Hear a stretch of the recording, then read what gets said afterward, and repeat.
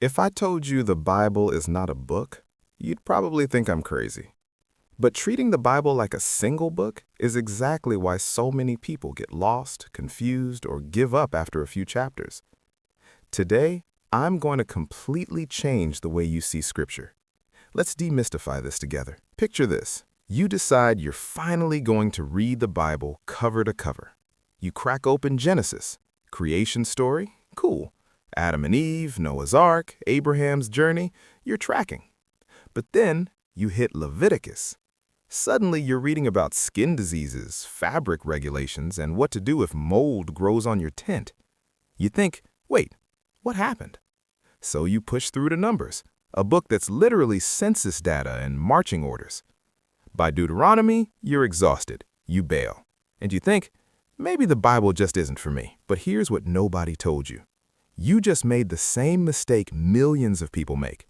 You treated the Bible like a novel. And the Bible is not a novel. The Bible isn't a book. It's a library.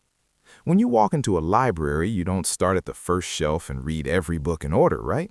You'd go from a children's book to a legal textbook to a cookbook to a horror novel.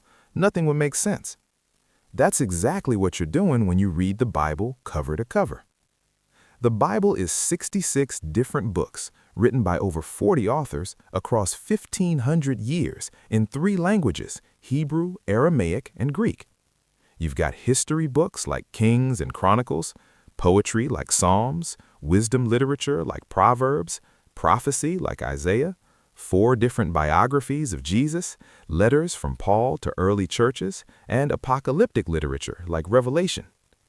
Each book has its own author, audience, and purpose. Genesis was written for ancient Israelites leaving Egypt. The Gospel of John was written for Greek-speaking Christians.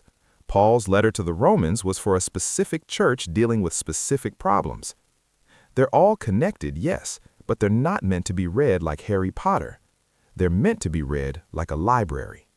Each book on its own terms. Let me give you an analogy. Imagine someone hands you The Lord of the Rings, a physics textbook, Shakespeare's sonnets, and a legal contract, binds them together, and tells you to read it front to back. You'd read Frodo's journey, then suddenly thermodynamics equations, then love poetry, then mortgage terms. You think, this makes no sense. But the problem isn't the content. The problem is you're reading 4 completely different genres as if they're one story. That's what happens when you read Genesis, ancient poetry, then Leviticus, a legal code, and expect them to flow like a novel. Or when you read Psalms, raw emotional songs from people in trauma, then Romans, a dense theological letter written by a lawyer turned apostle. Different genres, different purposes, different rules.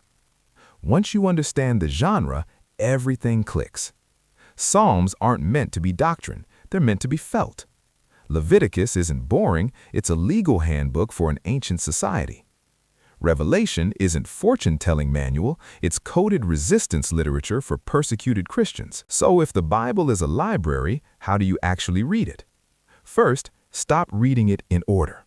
You don't have to start at Genesis. Start with the Gospels, Matthew, Mark, Luke, or John.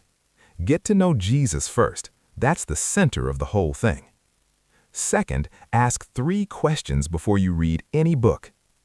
What kind of book is this? Who wrote it and who were they writing to? And what was happening when they wrote it? For example, Philemon.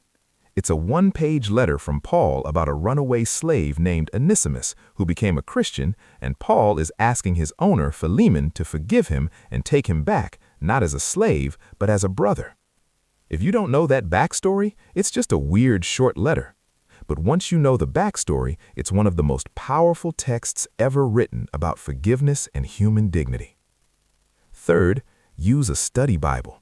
It'll tell you the genre, the author, the historical context. It's like having a librarian walk you through the shelves. And finally, don't treat every book the same. Proverbs gives general wisdom, not promises. Job is a philosophical dialogue about suffering, not a how-to guide. Revelation is symbolic, not a literal timeline. Read each book for what it is, not for what you want it to be. Here's what happens when you start reading the Bible as a library. You stop getting lost. You stop expecting Leviticus to read like a storybook.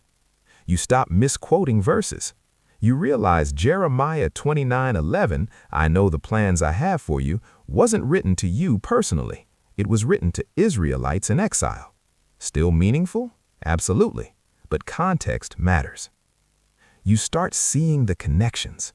The library isn't random. There's a through line. God pursuing humanity, humanity rebelling, God making a way back through Jesus. But that story is told through history, poetry, prophecy, and letters. It's a mosaic, not a movie. And honestly, it becomes way more interesting. You're not just reading, you're exploring, you're discovering.